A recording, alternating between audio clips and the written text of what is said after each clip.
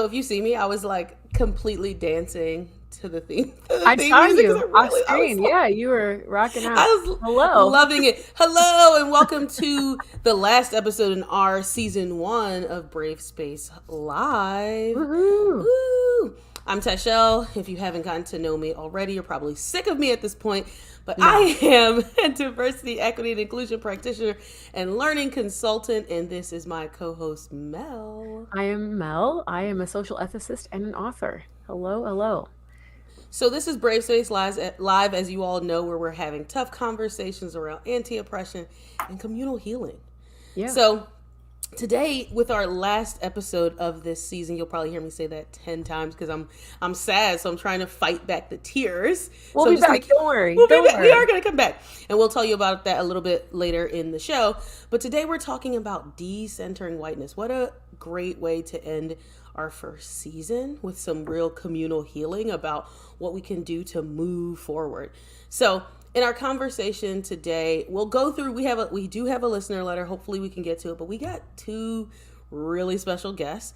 We really wanted to bring you the other 2 people that are behind this show with us, our producers. So we'll bring in a second after I intro them with their proper intros. Our producers, Alicia, Govens, and Joe Fequiere. So we wanted to bring them on, and I'm going to tell you really why I really wanted to have them, because they both really represent 2 different perspectives in being women of color, Black women specifically. Alicia is a biracial woman. She has a white mother and a Black father. So her experience is very different than I would say mine is, having both Black parents. And Jonadad also is an immigrant, a Haitian immigrant to America, and has very different experiences in what it's like growing up. I think she became here somewhere between the ages of 8 and 12 to America. So she wasn't born in America, but she's been here for a long time with her family being here as well. So I really wanted to hear what their perspectives were on how they have decentered whiteness, and adding it not just my experience and Mel's experience, but 2 other people's experiences. And what a better way to like end our season than with people who are helping us produce this show. So I'll give a little a specific background about each of them. So both of them work in student affairs and higher education. Alicia's focus is on supporting student success and development, operationalizing DEI strategic goals, and growing sustainable and inclusive community with different universities that she's worked at. And Joe, as we affectionately call her, is also a student affairs professional, and as she calls it, an avid plant mom.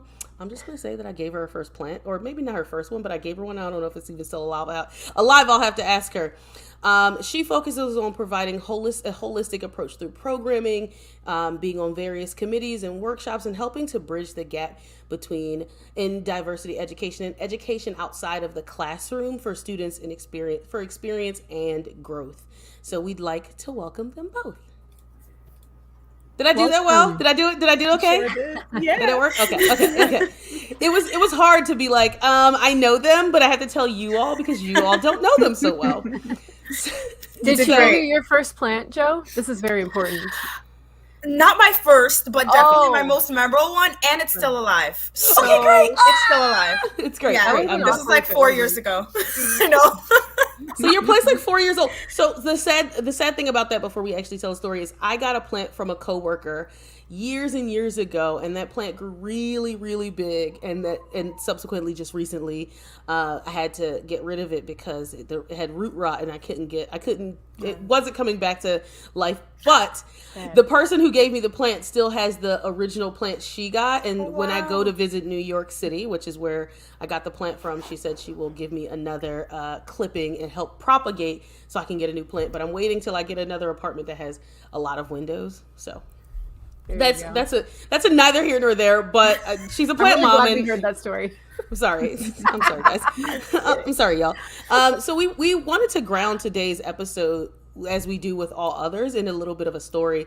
And Alicia said she had a story about something about decentering whiteness. So we wanted to hear that story from you, Alicia. Yeah, absolutely. So I was involved in a situation in my prior work experiences where I was attending a training, and the trainer had pulled me aside and said, "Hey, I noticed that all the Black students are sitting together, and so I want you to go and kind of figure out why they're doing that, and I want you to."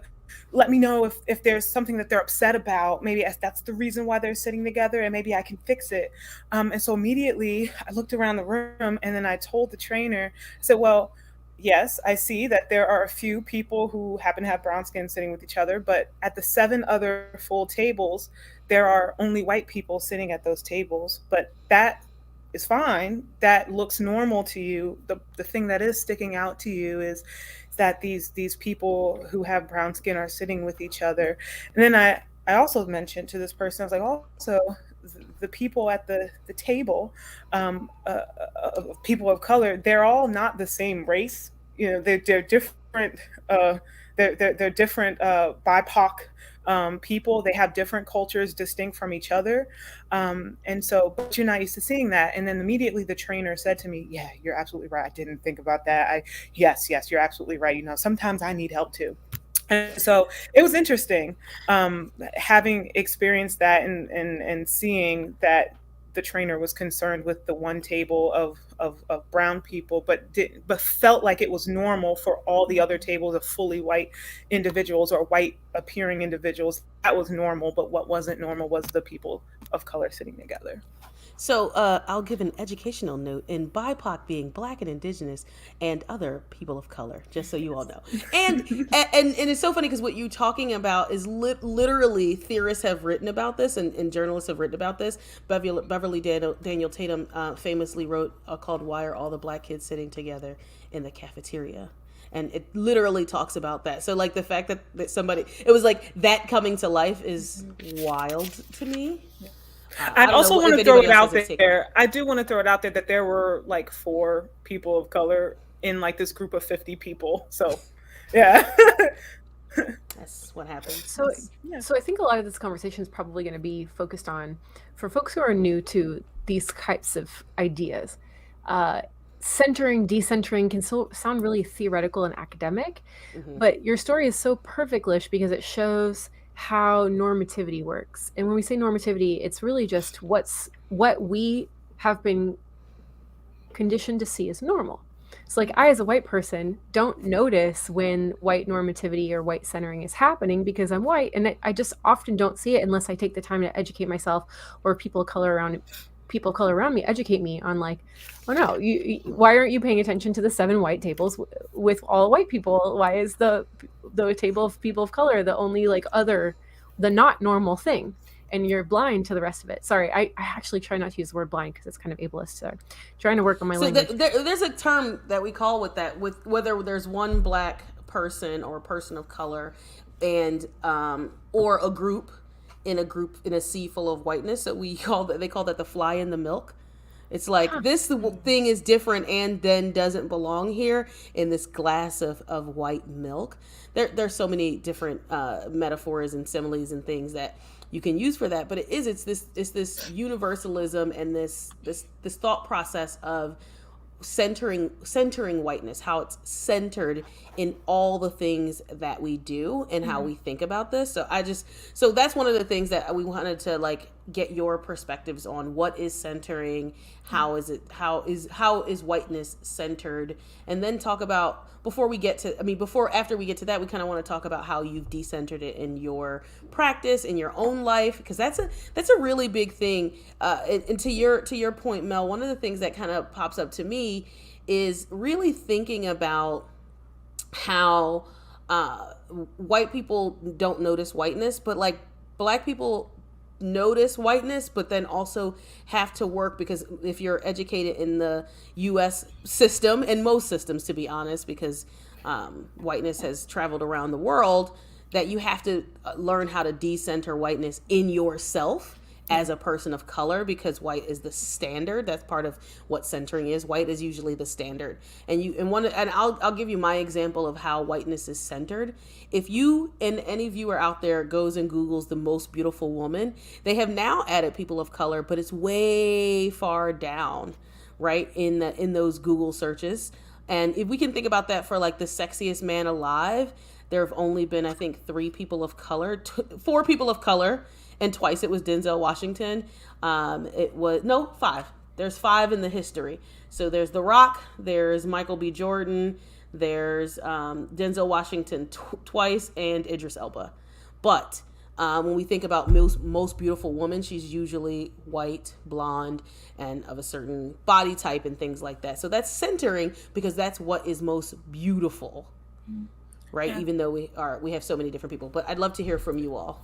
The couple things that you said there sparked something in me. So especially when we're talking about centering whiteness and how it comes up in everyday conversations, I think about like what we talk about, you know, when it comes to popular culture, right? This idea that like, and let me just say, I've been the fly a lot of the times in the milk. I found myself being the fly trying to buzz around. But in those experiences, what I've noticed is that even in conversations, right, with predominantly white people, when, you know, the idea that like, I don't know a specific scene from Friends, or I don't know a specific something from popular culture, it's like, oh my gosh, like you've never seen this or you don't understand this. And it's like, well, have you seen Martin?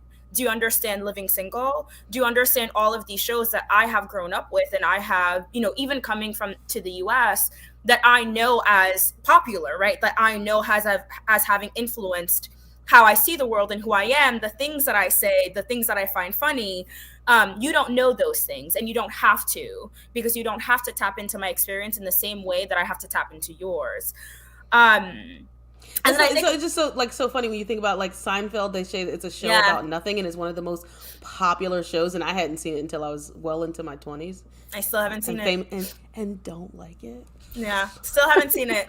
And then the second thing about that, to Tychelle's point about looking up things. I don't know about you, Alicia, or you, Tychelle, but like even when I'm Googling stuff or when I'm on Pinterest trying to find things, like I have to specifically say for Black women. The other day, I was looking at cute hairstyles for natural hair, and like a slew of like white woman, straight haired woman came up, and like that's not the type of hair that I have, right?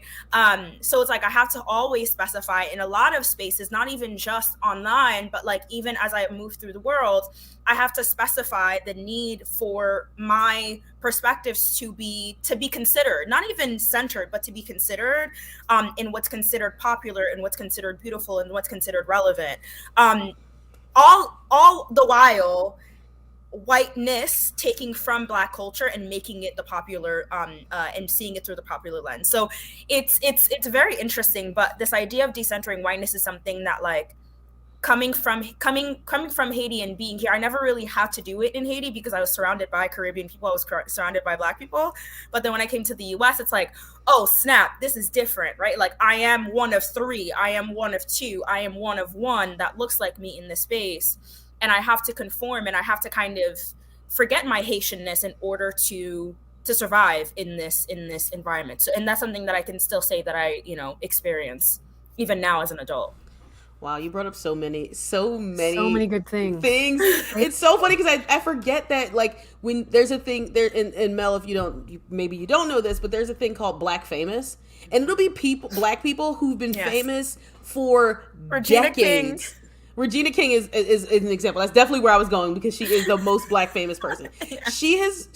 Her first TV show was in the early 80s. She was on a TV show called 227 about people who lived on a block, and it was a neighborhood show throughout one apartment. And she was on that show, I think, at 12 or 14.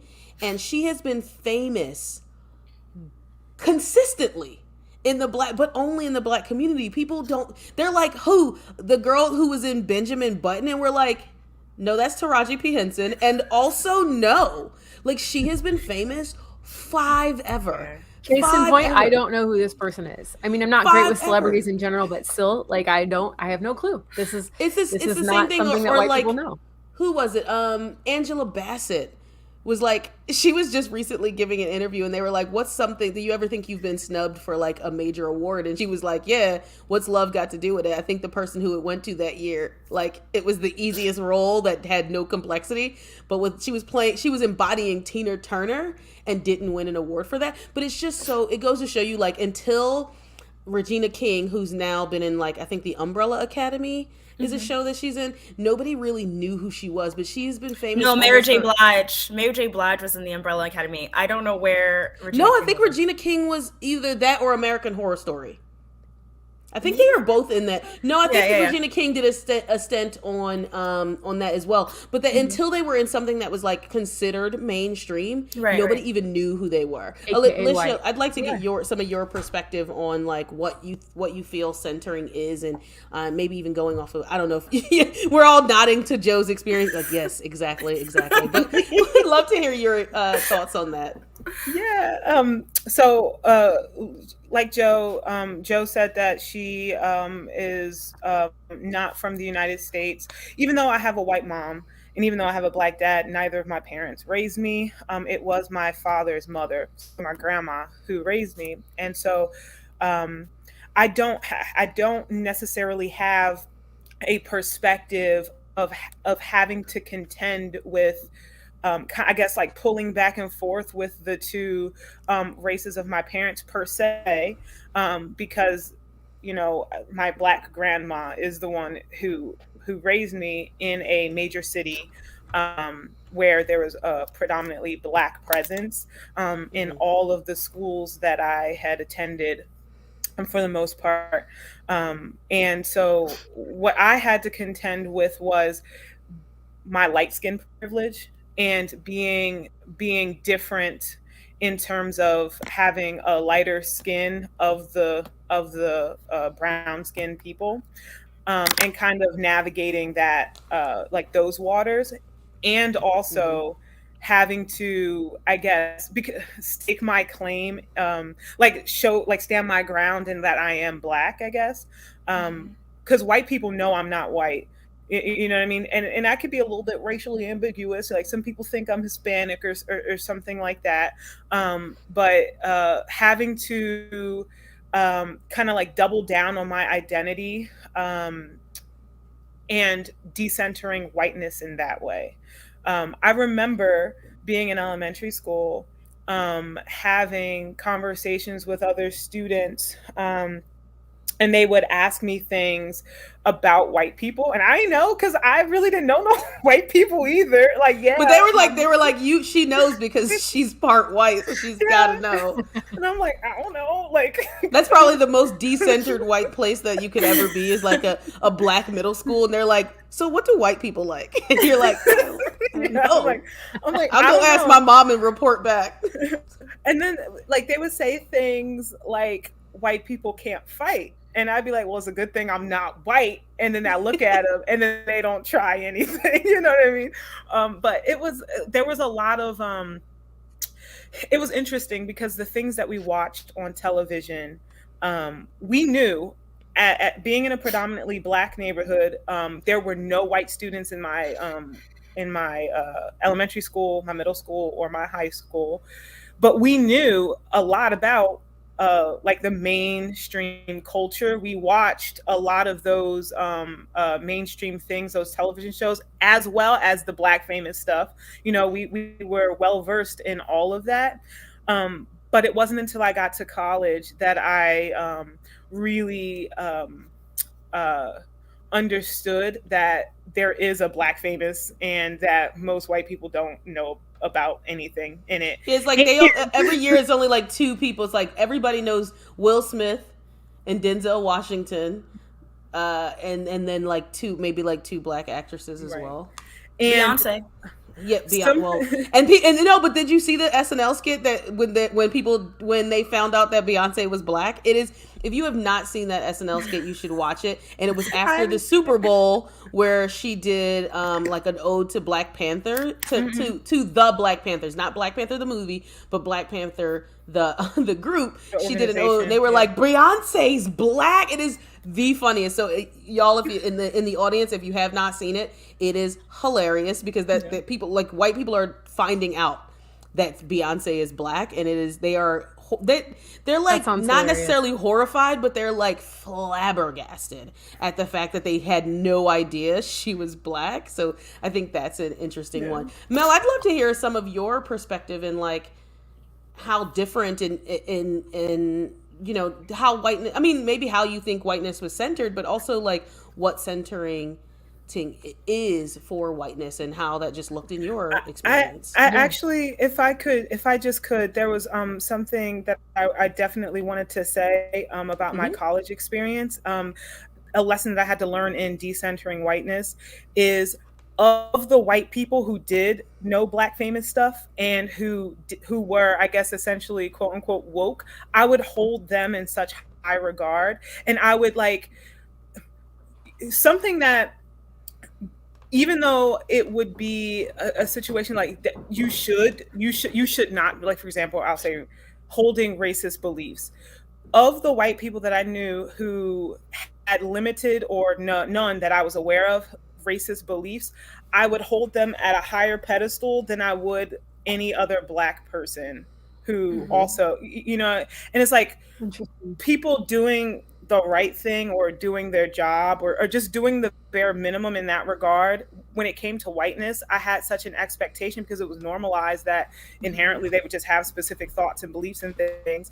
I really had to contend and I guess fix, look within me and say, what am I?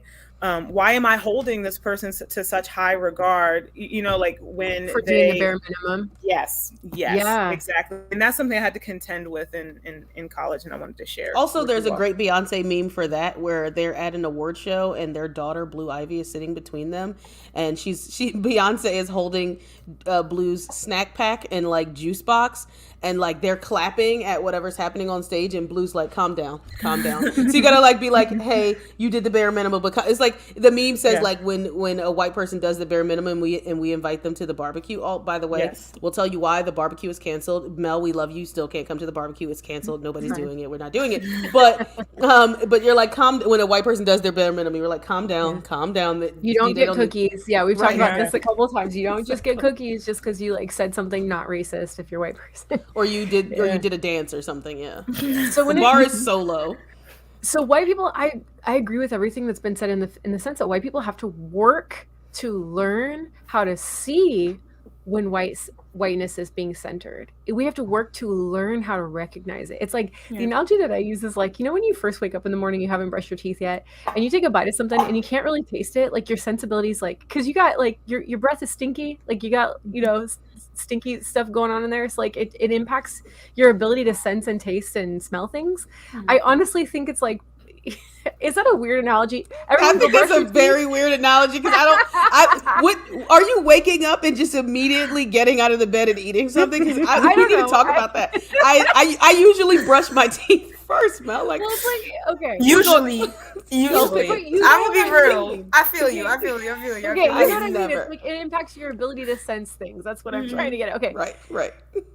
So as a white woman, and I think this is why white men have such a hard time understanding diversity in general. I think, and I don't want to give white women more credit or cookies than we're due, but at least women have an understanding of what most women I know have an understanding, no matter what race you are, have an understanding of what it's like to be a woman minority in a male dominated space. So to me, that's the analogy that I can start to build my sense of empathy and understanding for this, right? I can never know what you all experience as women of color or people of color in a white dominated space. I can never understand what that's like because I don't have access to that experience, but I can find an analogous experience in my background and use my imagination to say, okay, what could that be like if it was even more layers of complexity?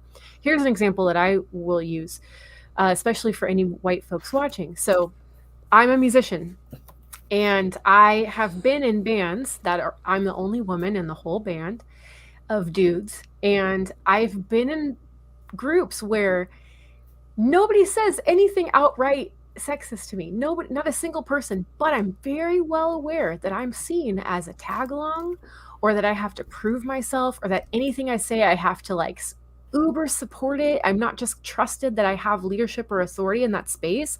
And if I'm really acutely aware, if I'm there just because they think it'd be cool to have a girl in the group, but they don't actually respect me, they don't actually really want me there, I'm not really part of the group, I'm other.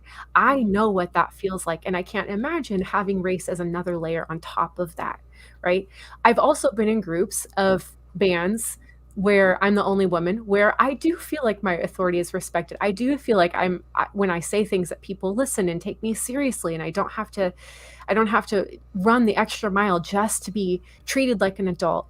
I really do feel like they want me there, right? It's like an energy, it's like a sense, a spidey sense that you get. It's so I think in those, the first band I mentioned, that first space, that I would say that's a male-centered space. That's a male normative space where womanhood is seen as other. So you can use that same sort of structure and apply it to race, or apply it to ableism, or apply it to heteronormativity, right? Nobody has to say anything outright hateful in that space for minority folks to feel uncomfortable and unwanted and unwelcome. Yeah. I think that, however, I would say that, so I was watching some social media the other day, I think it was TikTok, and a woman said, often in this space of racism that people experience, white men know their place at the top. They know it, right? So there's not a lot of argument to have with them often. Now there is in nuance, but some of the most problematic stuff comes from white women and or queer men, or black men or queer men. So those three, because they have some marginalized identity, but then some inference into the other thing. I think Joe you might be shuffling papers or something. I'm sorry, it was hidden microphone, but just so there's some inference into the other thing. So white women can lean into their whiteness. Black men can lean into their maleness, and queer folks often can lean into their whiteness. Whereas I am a heterosexual woman, Black woman, and I don't know what it's like to be a queer person of color. So we share some identity, and the some identity that I share with another marginalized group should actually bring me closer to them. But often we find white women at odds, right? Yeah. So that becomes some of the issue. So when we're talking about centering, I think it depends on what you do with your femaleness. It depends on what you do with your womanness, right? Because we can see that in like feminist movements, right? When a white woman says she's a feminist, I'm still, my spidey senses go up. Mm. And they stay up until she talks about the intersectionality, the womanness, the queer perspective, things like that. But I would actually draw more inferences on LGBTQ and the long history of that for people of color in groups that people belong to than I would with women. But I understand that most women can say, I know what that's like as a woman. But I'm like, yeah, but do you know what it's like as a woman and then this, right? No, I had a coworker I can't know say, what that's like. Right, you're absolutely right. Yeah. I had a coworker call it, a friend of mine call it the multiplicity of oppression, and I was like, "Ooh, girl, I love that." Like, there's just understanding what that those entanglements are and how that looks. But I definitely think when we're talking about centering whiteness, it's just it's the invisibility of it, right? And I say like whiteness can sometimes be like water. Like people think that it's everywhere, but it can burst pipes. But you need it. But it too much is a problem, right? So and it also shape shifts. Like water becomes whatever vessel you put it in, it fits that, right? So whiteness often levels up, and it's so invisible to the point where I was in a conversation with a white person the other day, and I said to the group of people, I said the term white, like I was like, as white people, and they were like, when you said that, it felt really like you were being derogatory. Like they felt like I was saying something derogatory. Yes. And I was like, I just think white people hate being called white, essentially. Very, very often until it serves them, and then they say something different. Absolutely. So then when this person said it, I said, well, what about that is problematic? Well, I actually used the term white folks. And they were like, well, folks sounds like an old term. It sounds like you're calling me white trash. And I was like, but if I wanted to, then I would just say white trash, but I didn't. And I said, well, one, folks is a term that leading DEI scholars and people who do the work call, because folks with an X or an LKS, whatever, right? Or KS, because it's inclusive of gender, right? Of different genders. But So that so I tried to separate those two terms, but then that being the latter. But the other part is that white people are just not used to hearing their race named, because it is universal, it is normative, it is everything, right? So I'm gonna look for, while we're chatting, look for there is a person who did a photo journal, a photo documentation, and they flipped all the race in the photo documentation. I've seen this. I'm gonna see if I can find it, because because it speaks, and even this is how decentering whiteness still takes hold. I thought about this when I considered, and I'm gonna say for me, right, how I'm decentering whiteness in my own life. Is that I considered, oh, we're gonna bring on Joe and Lish, but then that's gonna be 3 black women, and then Mel, she's the only white person, as if all of our experiences are the same. Now we have some shared culture and shared experiences, but as I was saying, Alicia is a biracial person, Joe is an immigrant to America and has a different experience than I do as an American-born descendant of enslaved Africans, right? So that being very different, but I still thought about that because I thought, and I didn't think about it as something bad, but I thought about how the audience could perceive that, because if Mel wasn't secure in who she was and hadn't known all of us, the first time we say something against her, she could be like, well, I don't need you all attacking me, and then we become the aggressor, right? That kind of thing can easily happen. They'll be like, oh, well, they had all of everybody that was on there was black, because that tends to happen, right? So I was thinking about that in the instance of decentering whiteness, and how I still have to think about it all of the time. Yeah. I was going to say too, I actually had that similar experience back at work a couple of weeks ago, sitting on a committee, and I was the only black woman in that committee. I think one of 2 people of color, and then the only black person and the only black woman in that space. And this was the first couple of times that we had met, and then there was like a third or fourth meeting that was happening, and there was going to be like 2 other black women there. So now it's like 3 black women in like the one meeting. I'm just like, are they going to think that is this going to set some, like, is this going to be weird? And even kind of sitting with myself and thinking, like, why would it be weird? Because I don't think that the white folks in the room ever come in and think, wow, like, there's too much of us in here, right? Like, there's how is this perceived for all of us to be in here, and there's only 2 people of color in here, right? In a lot of ways too, like on the back end of that, I hosted these like game nights during quarantine. They were called these little talks. They were called Quarant Talks. But in those conversations we had, I had 2 of my white friends come in, and most of my friends are either people of color or mostly black. And one of them shared with me, they were like, Joe, like, that was the first time that, this person that I knew was in a space that was full of black people or people of color. Like, that was the only time that they were in a space where it was mostly people of color, and they could only see that one person that looked like them in that space. And my response was like, that's literally me every single time I go to work. That's literally me every single time I go into the store in the community that I live in. So it's like, I think that white people, or I would say, I think that BIPOC folks, like, live in this, we are always conscious of our placement. We are always conscious of our, of how we are moving in every single space that we go into, even when like we are around BIPOC people, majority BIPOC people, because the way in which we speak, the way in which we carry ourselves, that is all influenced by and or impacted by whiteness in some way, shape, or form. I think about even my Caribbeanness, right? Like, colorism plays a big part in our culture.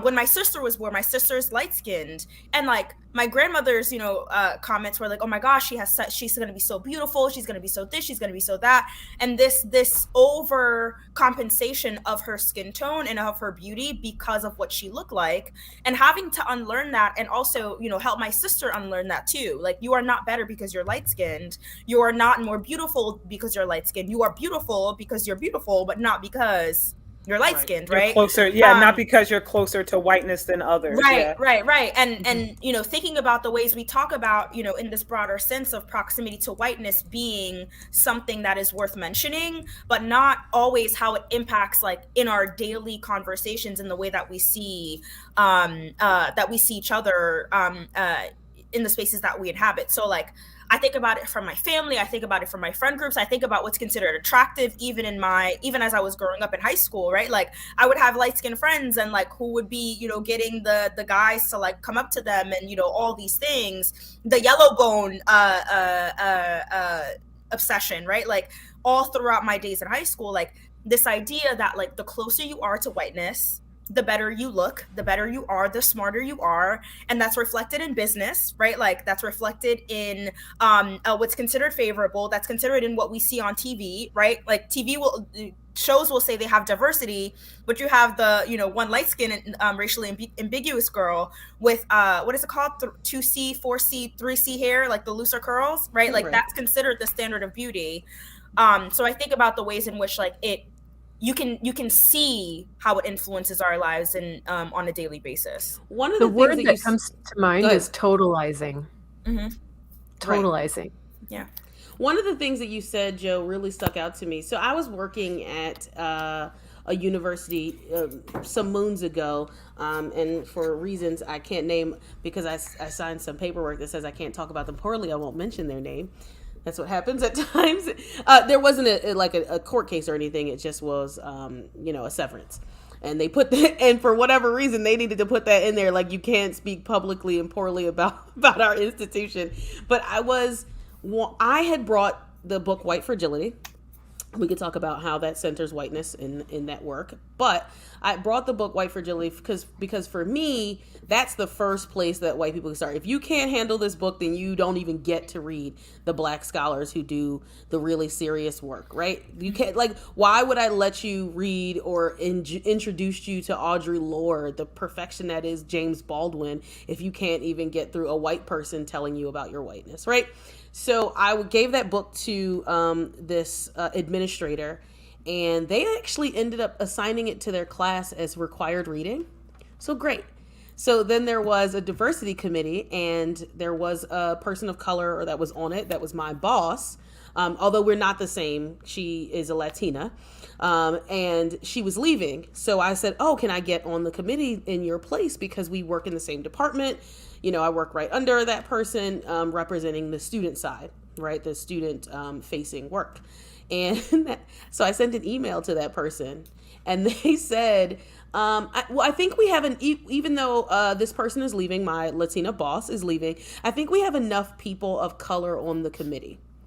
We have, and we have 3, and we even have 2 people who identify as LGBTQ, and one of those is a person of color. So not only did he tell me I can't be on the committee, he told me how many people of color were on the committee. Mind you, it's a committee of like, I think 15 or 14. Oh and my God. Were 3 people of color, and they had enough.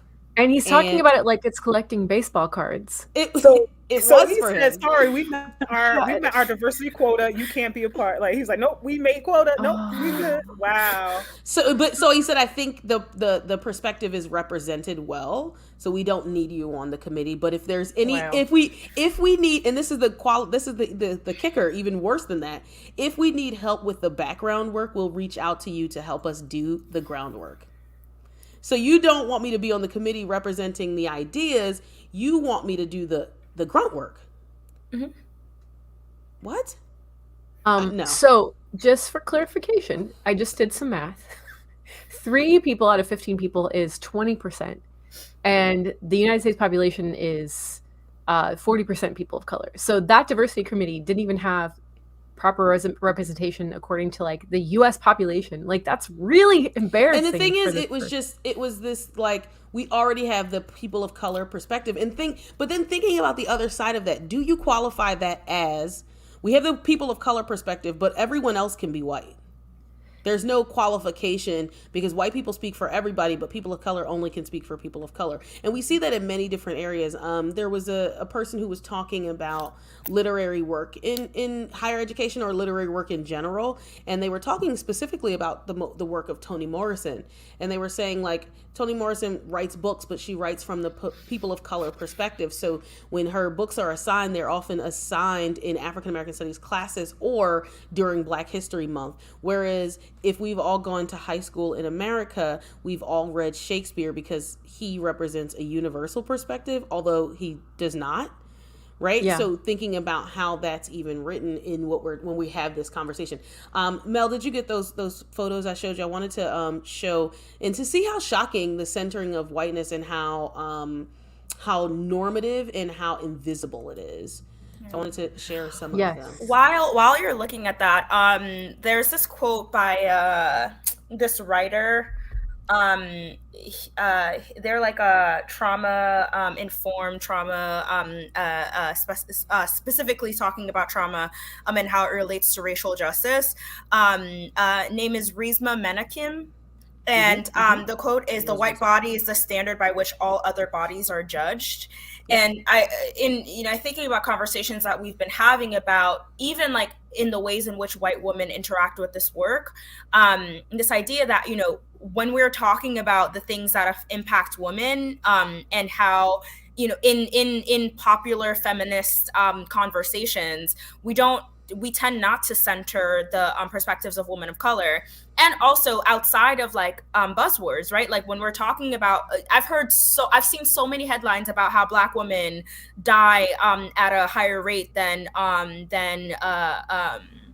white women do in childbirth and in pregnancies related situations, not because our bodies are different, but because of inequities in healthcare. But it doesn't go past that headline. Like, what are white women doing? And part of the conversation is always, well, we need to raise awareness. But that awareness comes at the cost of my peace of mind, right? Like, we don't think about that. Like, I don't want to sit in a doctor's, office and look at the video about how I have more of a chance of dying, while you're just like, oh my gosh, I'm so aware now, right? Like, how far does your awareness go to? Because your awareness is more for you. And are we talking about health equity? Me. Yeah. So it's very interesting in the way that, like, not only is this I think in a lot of ways we tend to have conversations, and I think it's important for us to have conversations about what this means in concept and in theory. But I think a lot of the times, I think people don't often consider like the real world impacts of that, right? Like, so we've then centered whiteness in how we even do the work of DEI. Absolutely. Right. We're centering white knowledge and white people gaining knowledge, and the pace in which they do it too. Right. So that's a really good example of how even awareness can like reinforce whiteness being centered. Like white people just get to like give themselves cookies and be like, oh, I'm so aware now, but not actually do anything to change anything in the world. Right. So whiteness stays centered. That's an awesome example of that. What were you going to say, Tychelle? So I just wanted to share the photos in this photojournalism that this person did, because they're amazing. And the first time I saw it, it was even shocking to me. So I think the questions were, does this ring is different to you? And if so, why? Mm-hmm. Does it look strange to your sensibilities? Yeah. So the first photo we have here is a little white girl, like maybe 6 years old, staring up at a shelf of dolls, and every single doll is a doll with brown or black skin. Yeah. How do you feel when you all look at this photo? I have a specific story that goes along with that, because my mom used to buy us, when I was a kid, I got baby dolls. And I remember I wanted this doll called Baby So Beautiful. It was kind of like the cheap version of American Girl doll. Also, the only American Girl doll that's black was a slave. Just saying. Right. Addie. You're right. Right. Again, something that I don't see as a white woman. Like, I just never thought about that. And now they've changed that. They've modernized, but her story was of being an enslaved person, and on the Underground Railroad and things like that. But when I was younger and I wanted this doll called Baby So Beautiful, it was one of those dolls that you can buy an outfit where your doll looks, you and your doll can have a matching outfit. it. My mom had to buy me the Hispanic Latinx one because there were no black ones at the time around Christmas. So I didn't get the black one until like years later because there weren't any. And I say Hispanic because she had slightly racially ambiguous brown skin, but it was always almost so many of my Barbies were white. Even when we think about Barbies, like there weren't for years there weren't black Barbies. There was Black Christy was the black Barbie. She wasn't a Barbie. She was Christy because Barbie was white. I'll tell you that when I look at this photo, I definitely see it's very unrealistic in the sense that you would never see a setup like this unless you go to like a specialty store, but no like regular, look at my language. I'm saying regular, like everyday store that you walk into that's very prevalent. They would never have a setup like this. However, it is very common for if those dolls that had white skin, this is a very common setup that every one of them would potentially have white skin only, without any representation of or the black other dolls would be in one section that's like ethnic it'd be like ethnic dolls. This is our diverse section, right. Funny enough too, like I would say, like even in Haiti, I don't know that I can remember ever having a black doll even in Haiti.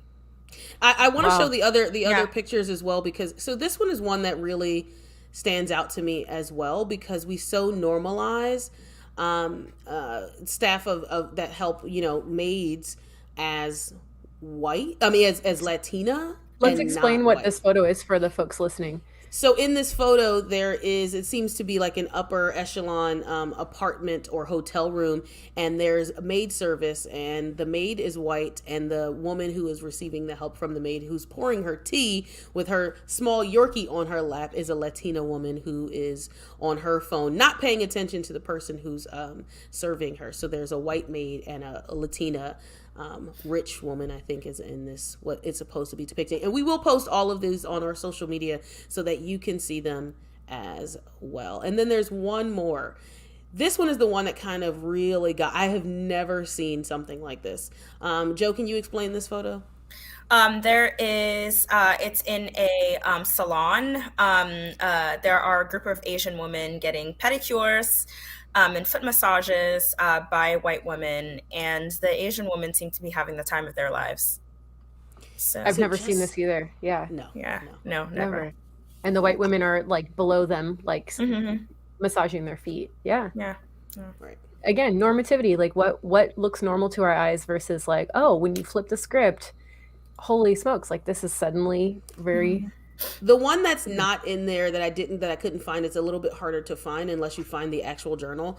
The first one I think came from Oprah magazine, and I found them in different places, there is a black, I guess they would call him like slave hand, a sharecropper or something, and in their enslaved white people in chains with chains around their feet, hands, and neck. So if I can find that one, I will post that to our social media as people are seeing it, and how different, why it's a problem, right? We're having those kinds of conversations, and then just the normativity of whiteness. We've already been in this conversation for like 47 minutes. Like it goes by so quickly. So let's transition now. So we've talked a lot about centering whiteness. Let's talk about decentering whiteness. What do we do about this? Now that we've talked about awareness and things like that, we've talked about what you called, Tychelle, when we were playing the show, white universalism, the fact that whiteness is seen as the center, the norm, and that white people can kind of speak for all people, but then people of color's experiences like this really like other distinct, different experience, right?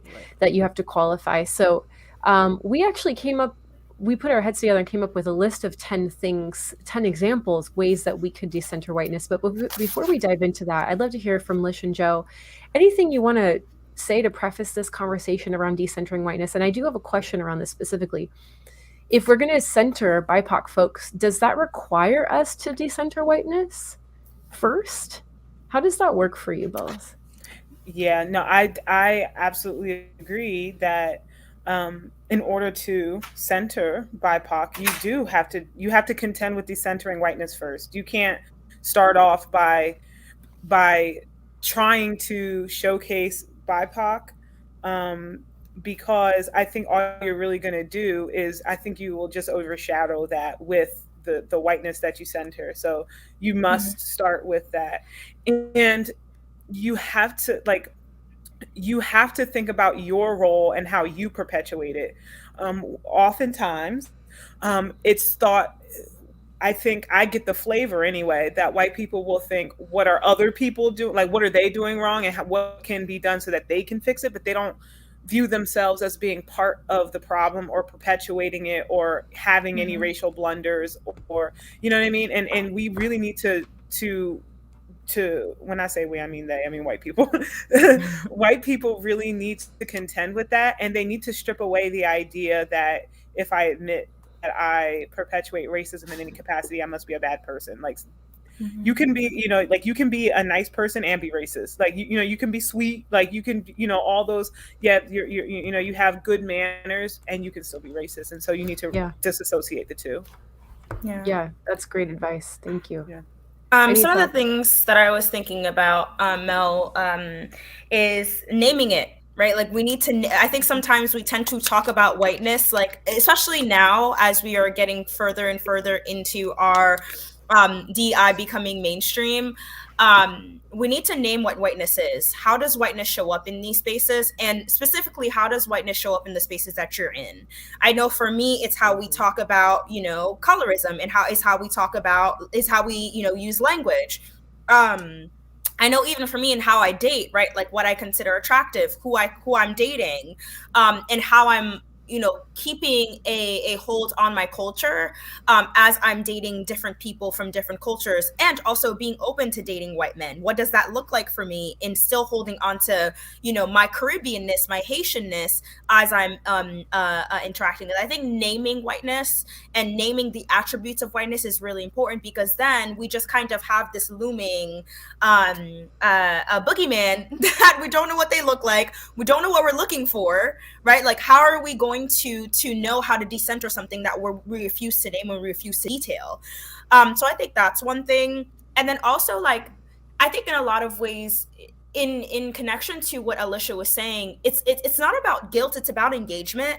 It's not about feeling bad for the things that, like, because a lot of these things we've all inherited, right? Like, I don't want to live in a world where whiteness is centered, but unfortunately that's the world that I live in. How do I engage in how I live in that? How do I engage in how it comes up in my work and in my personal life? And how do I then learn to disengage that? So I think those are some things, like understanding that it's just, again, like, these things a lot of these things we were given. It's a matter of how do we then start to realize new ways of seeing the world, and new ways of seeing ourselves and other people. Quick follow-up question. Sorry, go ahead, Tychelle.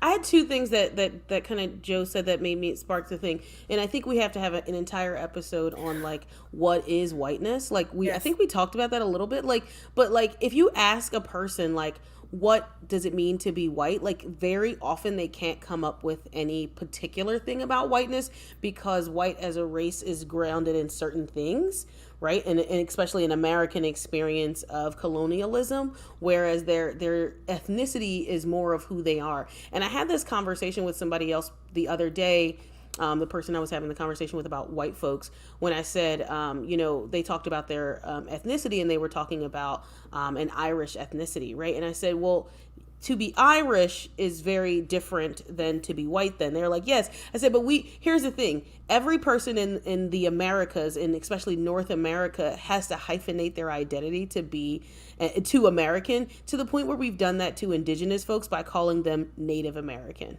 right? So Native American, Asian American, African American, but we don't call white people European Americans. We just don't. Nope. And then the other thing about that being is that person was saying, well, I wouldn't say I'm European American. I would say I'm Irish American. I say, yeah, but then I wouldn't say I'm African American. I would say I'm Zimbabwean American, but you haven't taken the time to really figure that out even. But I think we could have an entire conversation. That'd be a great episode. Just that. So, but I at least wanted to pull that forward and get to your follow-up question. And definitely we're going to go over 9:00 because we really want to bring you these 10 things. We're just going to keep going. Of them. But if you are here, just stay with us, or watch us later in your pocket. There you go. Gotta sit in But your go ahead pocket. to your follow-up question, Mel. Follow-up question is, okay, this is a tough question that some people won't like that I'm asking, but I'm going to ask it anyway. What do you say to white folks?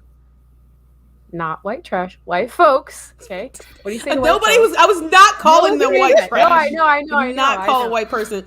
That's a No. weird thing to call. Like, I think only white people call each other white trash. Like, I'm not calling white people white trash. But anyway, what would you say to white folks? White trash. No one's calling anyone white trash. Okay, what do you say to white folks who are offended by the idea of decentering whiteness, and they think that you're trying to like get rid of white people, or like I heard somebody on TikTok say that something was anti-white, and I was like, anti-white, that you're trying to like in a very like racist, anti-Semitic way, like trying to replace white people or trying to abolish whiteness or white people, right? What do you say to white people who have a negative reaction to the idea of decentering whiteness? I have an answer, but so I'm gonna turn that question back on you, Mel, because you are the expert in the white people here. You are one of them. No, you are their leader today. You represent all of them. So I will say, and I'll give Joe and Lish time to think. But one of the things I would say, and stay with me here, because I think you all may agree too, is that if you decenter what we call white, what we term white, it opens up the possibility. And Joe, you're rustling papers again. She's like, I gotta write down. I'm my so ideas. sorry. I'm writing it down. No, it's okay. She's like, I'm an academic. I'm gonna write this down. But when you decenter what we term in the United States and North America specifically as whiteness, you can open up yourself to so many other possibilities of who you are, instead of this rigid concept of what whiteness says you have to be, right? And I think that, and this is from my social work clinical perspective, so many people fail at whiteness. Even white people fail at whiteness. So if you stop trying to hold on to this rigid idea of being on time is money, pull yourself up by your bootstraps, I have to make $1 million and then $1 million more, I have to have the biggest house, I have to have 2.5 kids, then you can open up yourself to all of the other things that exist. And then not culturally appropriate them, but like really share and enjoy in the fruits of sharing with other cultures, instead of taking to commodify other cultures. I want to see that for white people in decentering whiteness, because we're not trying to get rid of you. We're trying to get rid of this concept of what whiteness is.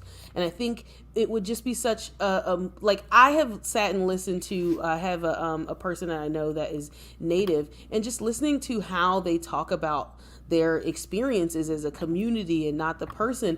And one of the things that I recently did in a conversation was reconceptualize. Somebody said, this person speaks so powerfully. And I said, I'm actually really want to reconceptualize what power is and say, this person speaks so peacefully. Why can't peace be the prominent thing and power be not as considered? So that's what I was thinking, and maybe that was like a mic drop, but I really feel like that's I know. An awesome this answer. I love that, because it's speaking to this is a set of opportunities. It's a positive thing to decenter whiteness. You only gain when that happens. It's not like no one's taking your toys away. Right, I was going to go the totally opposite direction. You can be harsh to the white people, but if I do it, they gonna crucify me. They gonna they not gonna have this. You're gonna be the angry black woman. Like, oh, I'm already the. But I also think that I'm not trying to offer white people an easy way into like sharing ideas, because it's going to be uncomfortable. It's not gonna feel good, because what's happening is you have to deconstruct your entire sense of being and be something very, very different. And that's scary, but Gen Z are really poised to do that, and that they approach things so. And I'm saying that because I know both of these lovely ladies work with that group of people, Gen Z and now Gen Alpha, and not all of them. First time I ever heard that term, Gen Alpha. Gen Alpha is the people after Gen Z, but not all of them, but many of them operate very, very differently. They grew up not in a world where the internet was a new thing, like when Mel and I were playing Oregon Trail and there was diphtheria and there was one game, but in the world where there was no life for them before Instagram, there was always a Facebook, there was always this real connectivity, so they connect to things differently. But how do we foster that? So that's my addition. We will get to the 10 things, but Joe and Lish, if you have something to contribute or something even better than what I said, do it. Yeah, I got something in my mind. So like, if being asked to the thought experiment of decentering whiteness gives you so much agita that you can't do it. I think that it is such it's a cop out, but it's also a telltale sign of the failing of your like logical reasoning. Like I think that there is a logical fallacy in thinking that, well, being having pride for being black, if that's allowed, then I should be able to have pride for being white. Like they think that if it goes one way, it should go the other way, and that means equity. They don't understand the difference between having the same thing no matter what and being equitable. Those are two separate concepts here.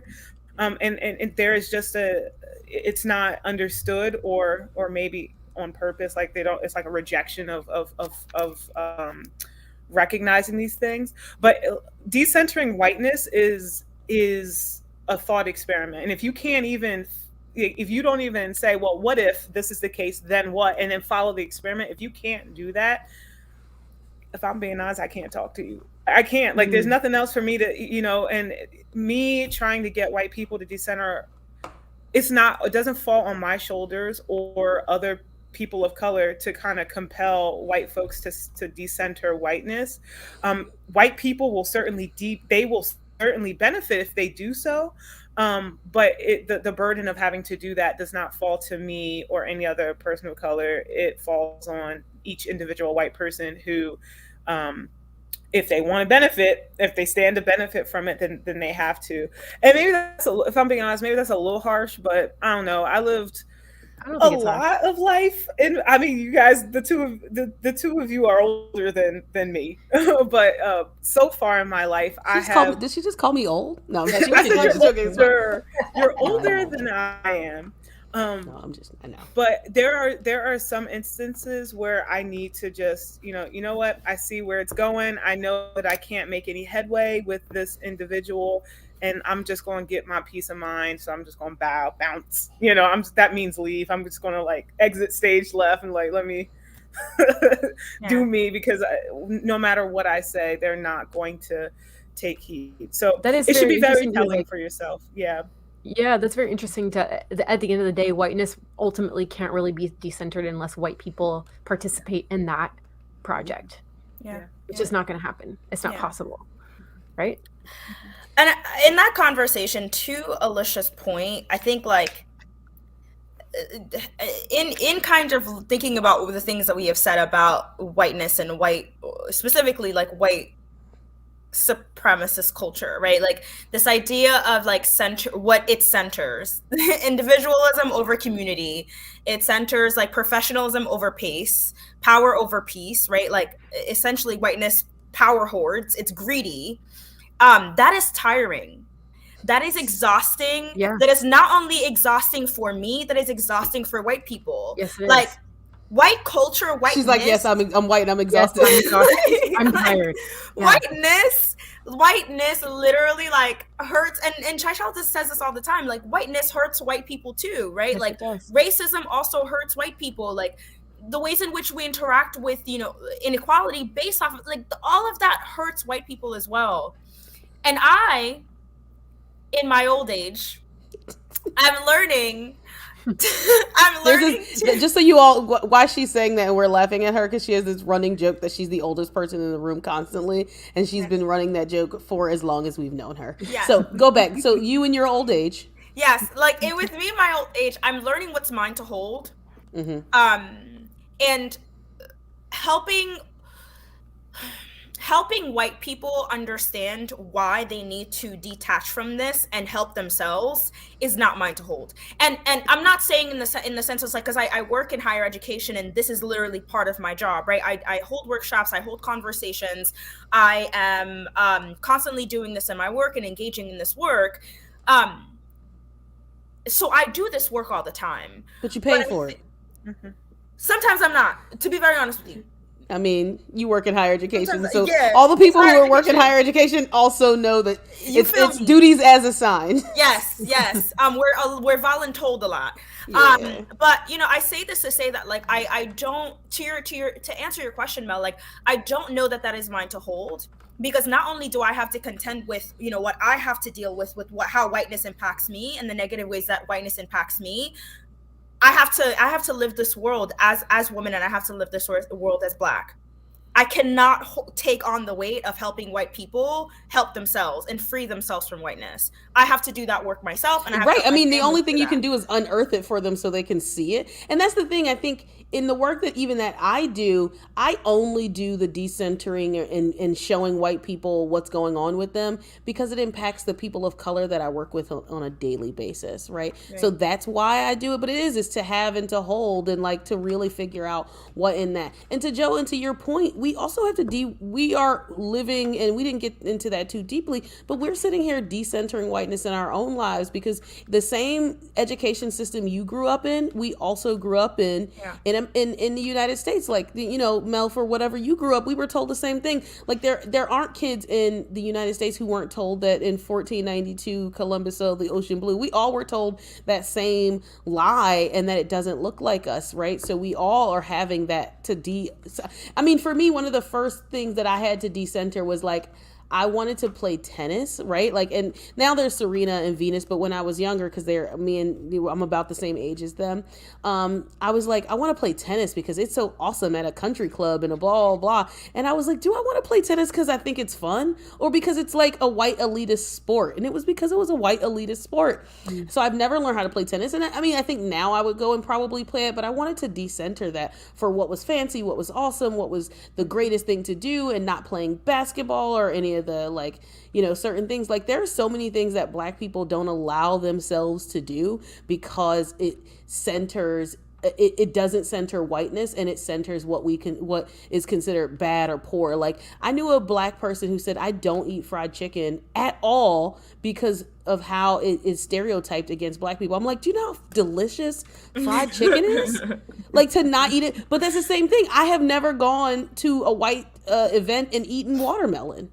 I'm just not gonna do it because I've had that conversation where someone goes, well, don't all Black people love watermelon? And I'm like, don't all white people love watermelon? Like, watermelon's delicious, and I've never had an experience where I went to an event and had to worry about what I ate because of what people were going to think of me. Perception, it's just, there's just like, it's like death by a thousand cuts. Like, there's so many things that you have to think about on a daily basis. I just never have to spend that mental space or that emotional energy having to do.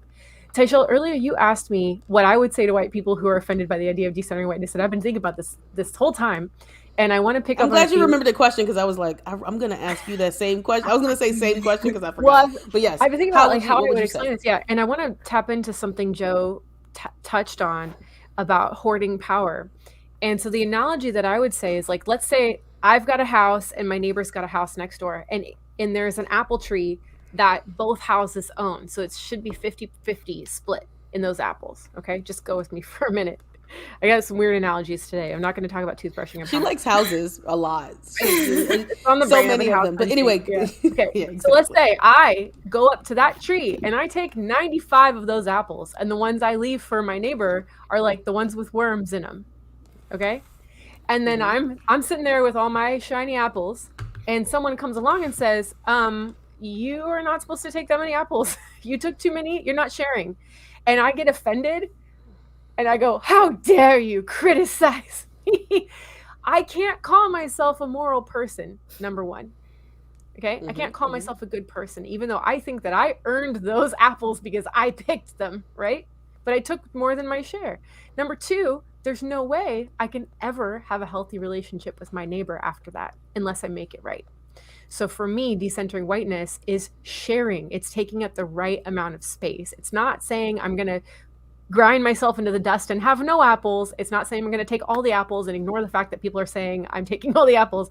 It's that I'm looking for ways to share that power. So for me, I'm going to add to your analogy. Please do. It was a community apple tree, and you uprooted it and put it on your property and then took all the apples that all of the neighborhood had. And That's you said, more accurate. But these, right, because of colonialism and Yes. Native American, right? I mean, or I'm saying indigenous, not Native American. I'm not going to hyphenate that. I try to not do that at all. But it was a community tree that everybody had access to. And I privatized it. And the native people who were caring for the land, when you came over on whatever boat and they gave you an apple and then you went back home and then you said, I'm actually coming to live on this land and I'm taking that tree. And then you were like, oh man. And then, one day a person had to sneak in your backyard to get an apple that belonged to everyone. And you're like, you're a thief. You're going to jail.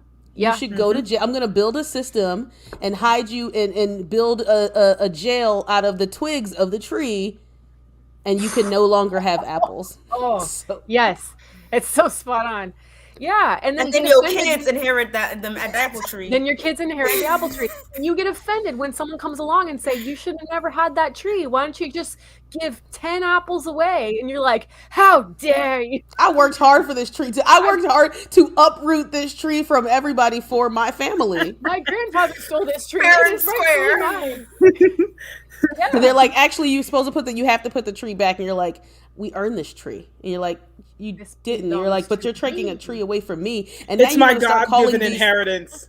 Right, so now you're going to start calling these apples Fuji and Brayburn and Pink Lady. I don't even like you calling these apples different things. Why can't everybody just be called apple?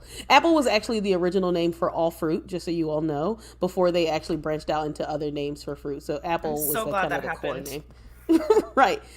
Also, apples are amazing, and there's 30 different kinds.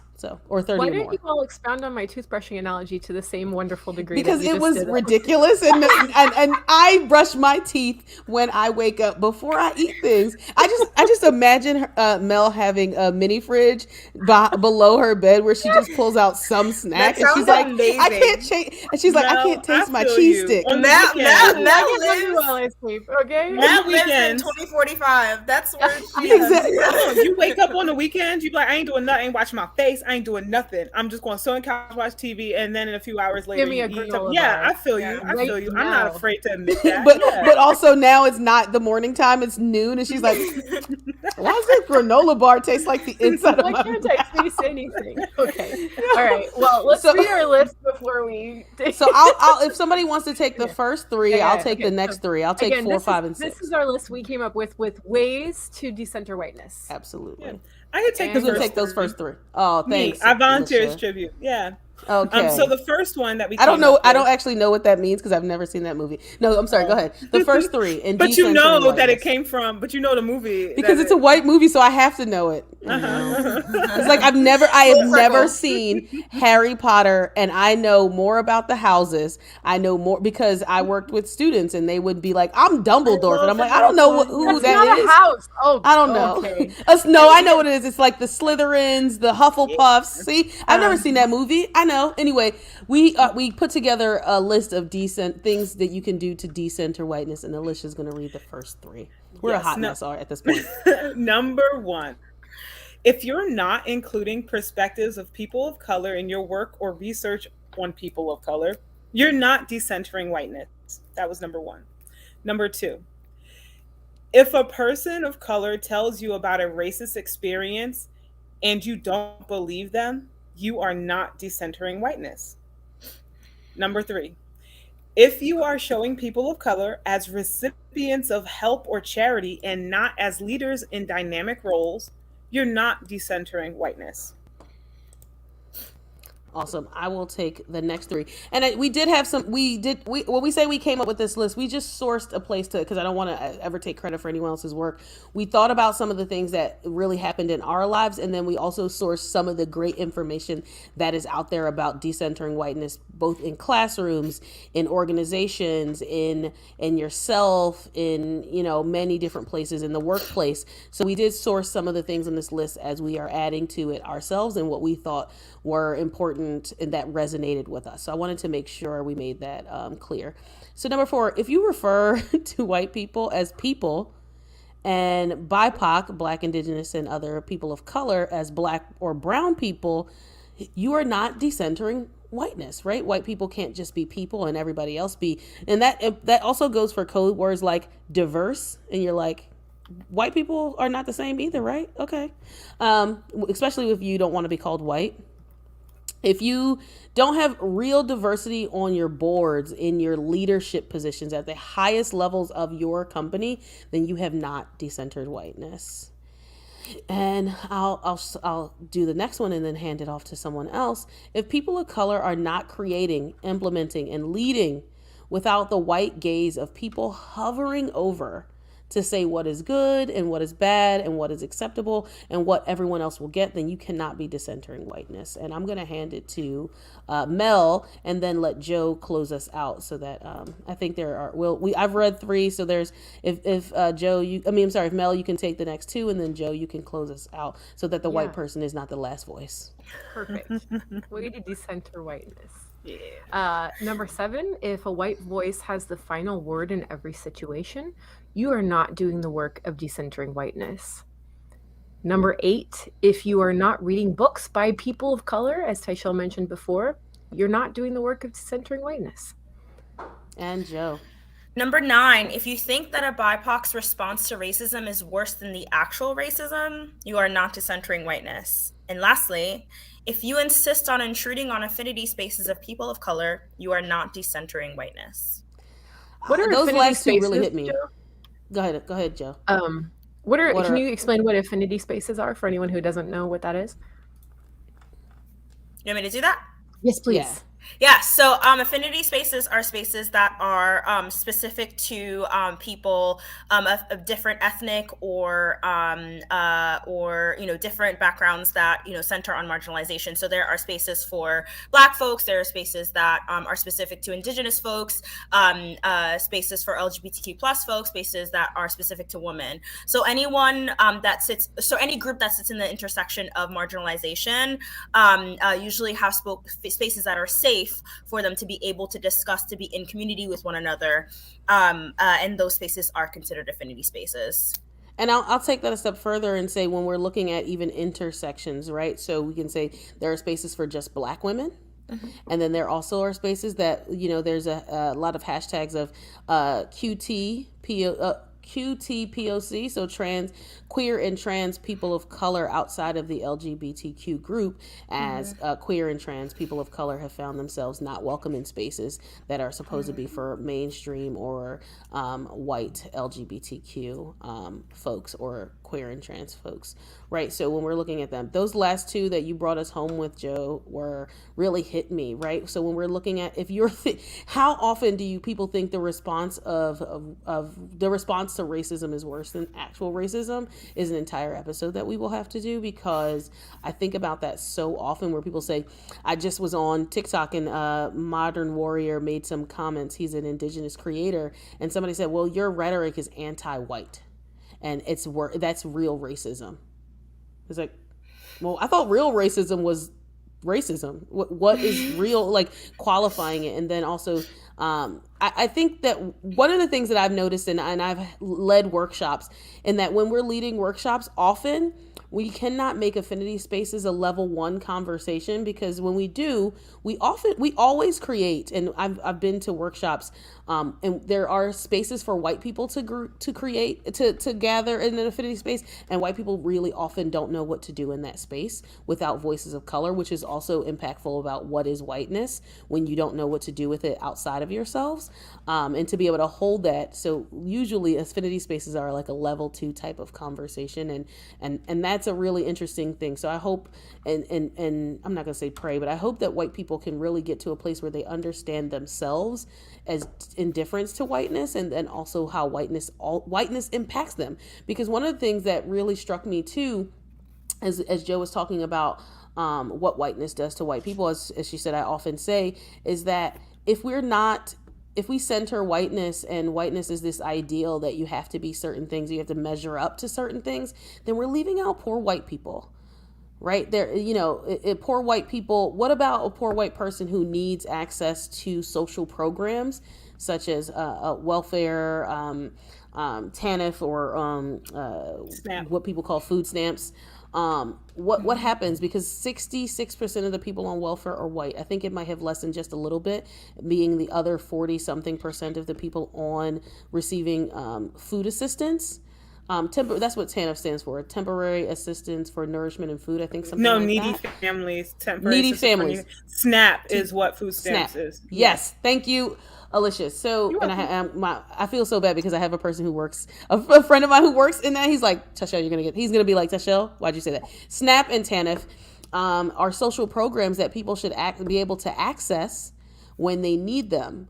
And if white people see that they should not be able to be on them because they should pull themselves up by their bootstraps, how many people are dying because of that? Or people, you've literally heard people say, like, I don't want to be on Obamacare. And although I don't think Obama's the greatest president, he widened the access to public health care. And people were like, I'd rather die than take Obamacare. There's a book called Dying of Whiteness that a researcher actually interviewed these white men in the Midwest and followed them over a period of time. And there were several of them who were foregoing health care because they were so dead set against Obamacare, because they didn't believe in it. They would literally rather die than accept socialized medicine, especially socialized medicine that had the name of a Black president. So it's really, whiteness, that hurts white people. That hurts, it hurts us, and it compromises our relationships with people of all ethnicities and all backgrounds. So, and one of the things I want to do is to make sure that people understand and note that I don't, in this conversation, I don't want to end at this point because I have something else I want to say, because I don't want to center whiteness in the conversation about decentering whiteness, in that there's so much out there for Black people to be able to hold on to in decentering whiteness, and we have to do that work as well. I actually just, and I haven't been on TikTok in a while, but I just made a TikTok about respectability politics and decentering whiteness from generation to generation. Respectability politics being something that's akin to centering white supremacy, and it's a process. But how we open ourselves up to being able to, for me, one of the ways that I specifically decenter whiteness, and I'd love to hear from each of you. I'll toss it to Mel, go to Alicia, and then end with Joe about how you are decentering whiteness in yourself. One of the ways that I have decentered whiteness and am working to do so is using the language that comes natural to me. And for me, part of that is AAVE. I love it. It's a beautiful language. Alicia and I are both from the Philadelphia area, so we do share some common language like John, and it's such a beautiful language, dialect that has so much history behind it. It has its own phonetic system, it has its own cadence, its own syntax, and things like that. And I use it because it's great. It's so flavorful, and it means so much to me that I'm thinking about when somebody's used it wrong, that you can just go, yes, there's but rules no. to this. Right, Yeah. there are rules. So I have taken to following creators, a few on TikTok, that I'll repost some of their videos in our socials that talk about using it and how they use it. And that's one way I decenter whiteness. And then also the other way that I've been doing this, and somebody said this to me at work today, when they asked me a question and I didn't know, I didn't pretend to know the answer. They were like, "This is why I love you. You're just really refreshingly honest when you don't know something." And I was like, because the goal in life is not to know everything. You can get 3 PhDs, and that's 3 small areas of 3 concentrated things. You don't know everything, and you don't have to. And that's okay. I can go find people who are not scholared authors who have a deep knowledge on something, and when I don't know something, I can admit that too, because I am a whole person. So that's one way that I'm decentering whiteness. So I really think about that. So I'm going to toss it to Mel, just to think about some ways that you may be decentering whiteness and how you are doing so. Yeah, I mean, there's so many ways that I try to do, and I have not mastered this by any stretch of the imagination. But I mean, this show, for one, I'm so thankful for the work we've done here, and I hope that this can be a great educational and approachable resource for folks. I am continually learning, and I still make mistakes.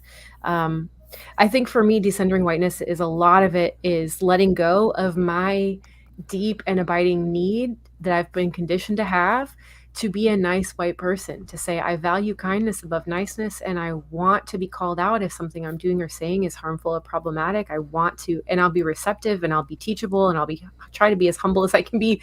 Like, please, I want to learn, I want to grow, and I want to reduce the amount of damage I'm doing in the world, right? And being aware of the history of whiteness and the history of colonization. But also moving beyond that, grappling with the shame of it, so important. But moving beyond that and saying, how can we not just see diversity as, and I say we, like meaning white people proper, in that we just now, how can white people not just see diversity as a chore, but see it as an opportunity to have a rich and abiding society with healthy relationships and diverse culture and diverse ideas and art and creativity and innovation? We only have wonderful things to gain when white folks learn to share power and change history and break those generational. We talked a lot about generational trauma, and I think there is a certain generational trauma that comes with perpetuating whiteness, right? Not just trauma that we inflict on others, but that we inflict on our own souls. So again, to decenter whiteness in that, and I'll end with this note, to learn from people of color and to follow the leadership of people of color, to learn from women of color, to be in relationship with people of color, with women of color, and to have vibrant, full relationships. And I want to thank Tychelle in particular for this, because Tychelle's been adamant through this whole project that we don't just develop a work relationship. She'll text me out of the blue like, hey, I got a new coffee mug, like, look at it. And it's awesome. She's continually reminding me that we are not just the sum of our productivity. We are here to have a friendship, a relationship, and that our work is grounded in that resiliency of community. And it's a wonderful reminder and a challenge to whiteness for me. Thank you for that.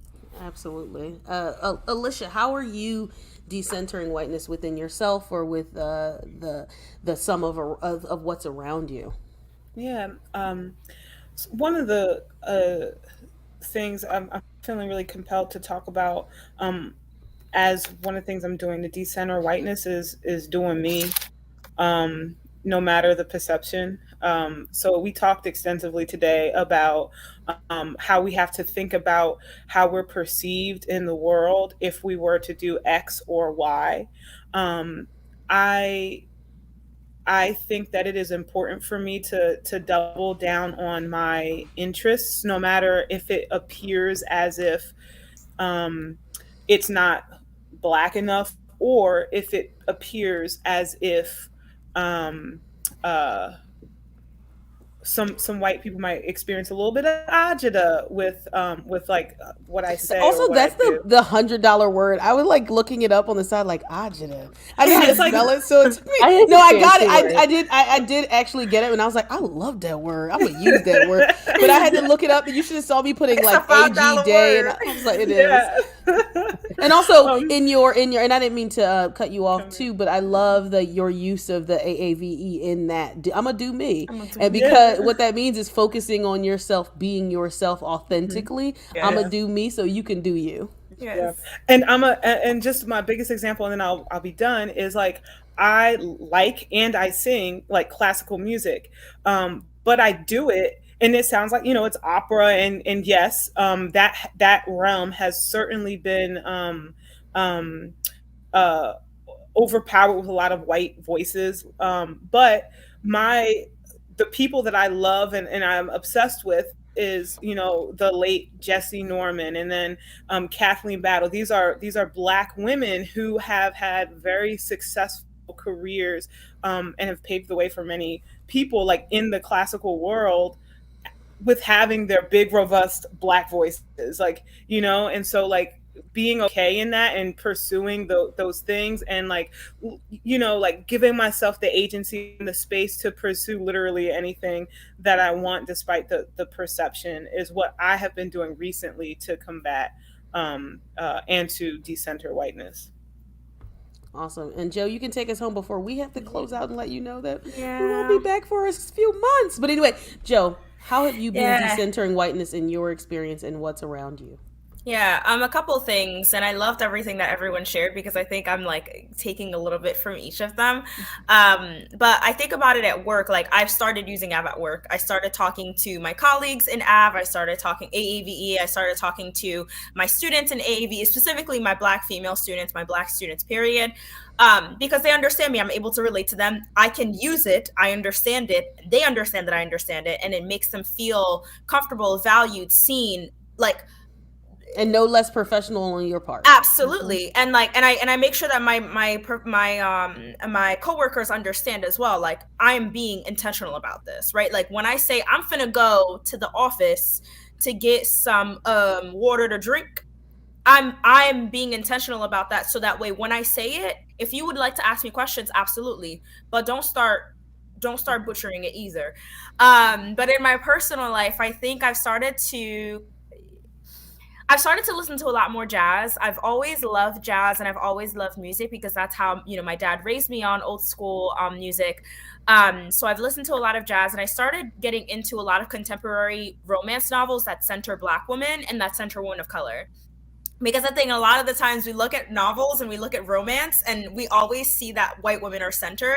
There's and like a separate name for there's a separate name for love novels and romance novels that center Black people. They're called, if you go into a bookstore, they're called arabesque. I don't even know what that word means. What a word. I used to read it sounds real sexy. It sounds very sexy.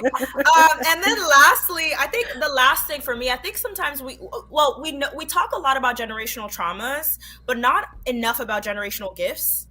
And one of the things that like I'm starting to focus on, and especially like through my culture and through my Haitianness and speaking Creole and like having my grandmother living at home with us, like focusing on the general gifts that I'm also receiving, and making sure that I'm holding onto them and fostering them and actively like putting them at the forefront in order for me to pass them on to, I hope to one day have children, and I hope to one day have a family of my own, and passing that on to my family, and not just focusing on the things that like I have to unlearn, but the things that I have been given as gifts from my family, from my culture, that I love, and that that I live, so that it has been able to shape who I am today. So focusing on the general gifts as much as, I'm unlearning the generational traumas is also very important to me in decentering whiteness in my life. If you've ever heard Joe speak Haitian Creole, it is the most amazing thing I've ever heard. So I was in a car with Joe one day, and she was talking to her mom, and I was like, I don't know what they're talking about, but it sounds like an argument, and it sounds beautiful at the same time. It is. In my life, I have been blessed with many different people that speak different languages, different accents, things like that. So I just love all of that. The generational gifts. Yeah, I'm one for an African American proverb. I will tell you an African American proverb. My mom used to say, you can't Vic a Vic, and she's like, you'll learn when you're older. I was like, I don't know what that means, what she's saying, but I have learned so well. So the generational gifts that we inhabit, that we are, and I think honestly we can take what Alicia said, and it is honestly partly the final word. Like, do you? That is really do you, boo-boo? How you decenter whiteness. So, like, be authentically whatever it is who you are, authentically. Like, don't put on a face, a front, because at some point, when do you get to take it off, or do they blend together? Like, really decentering that. That's such a, when you said it, I was like, yes, I'ma do me, and whatever that looks like. Because one of the things I will say that is that the pandemic taught us is that, like, for folks who don't get to be like Mel and work from home in a sweatshirt when she wants to, but no, you have had to go to meetings and put on certain shirts just to be seen as professional, right? Like, we've learned that, like, I can do my job in a hoodie and still do it really well. Right. So just that thought to, like, do you authentically and be who you are, but you can own all of the parts of you in who you are. So I love that. That's the beautiful thing about self-liberation too, that when you liberate yourself, you inspire other people to liberate themselves too, because it's very refreshing to be around people who are being themselves. And we can only hope to be that and more as much as we can as we go forward, because this life is really short. I just want to say, it's long and it's short. It feels long Monday through Friday, but then, like, you look up and be like, where did December go? Like, how is it December 14th? Wasn't it just January 2nd? And where did 2022, like it's about to be. So I just want to say, I want to take this time to say thank you to Joe and Alicia, not just for this conversation today, which we knew would be amazing. I didn't know it'd be over 30 minutes, but like I could have assumed. Doesn't matter. But like, it's amazing. Every But minute was awesome. it's so fantastic. The funniness, all of it. You all are great people to work with, but thank you for all of the work you do behind the scenes to bring the show to folks.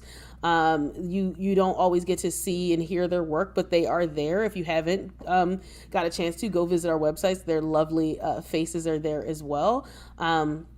I just really want to thank you for being a part of this, for being willing to give your expertise and help produce a show that we can bring you here. So I think, that we can bring to the people. So I just wanted to really, really say thank you for that. And Mel, I wanted to give you a chance to say some last words before I close us out and let people know where they can find us. I just want to thank you all for your passion and your brilliance, and you're hilarious, and you're so knowledgeable, and it's just been an absolute honor working with all three of you this season. And who knows what's going to come from the show. I've been involved in a lot of projects like this, and they haven't all gone this well because the team hasn't been as dedicated or as passionate and great to work with. So I just want to say a huge hearty thank you. I'm very grateful. Awesome. So as we close out, we just want to let you know that this is our last episode for season 1. Thank you for sticking around with us. Hopefully you'll find us in your pocket, even if you haven't watched, so you can watch all 10. You can binge watch us now that we're in the 2020s. In the 2000s past. I don't know. The 2000 seems old. That's like 20 years ago now. So now that we're where we are in like how you binge Netflix, you can binge watch all 10 and listen to all 10 episodes. So thank you for being here. We will be back in the spring of next year with season 2. So if you have ideas about what you'd like to hear us talk about, if you have some questions that you'd like to send, we hope to do one of our first or second episodes, some episode in season 2, where we just answer your questions. We just sit and we answer your questions and give you our educated but also uneducated perspective on it, our thoughts and our really raw feelings.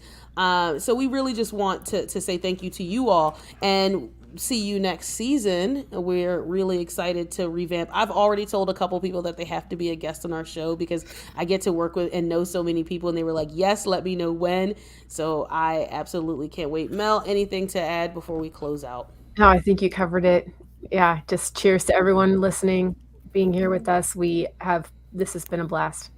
Thank you. Great, and to have the day you deserve, and hopefully you deserve something really well because you've been doing you. And we will see you soon. So roll that beautiful, what do they call it, bean footage. Outro. Bye, y'all. Bye. Bye, y'all. Bye.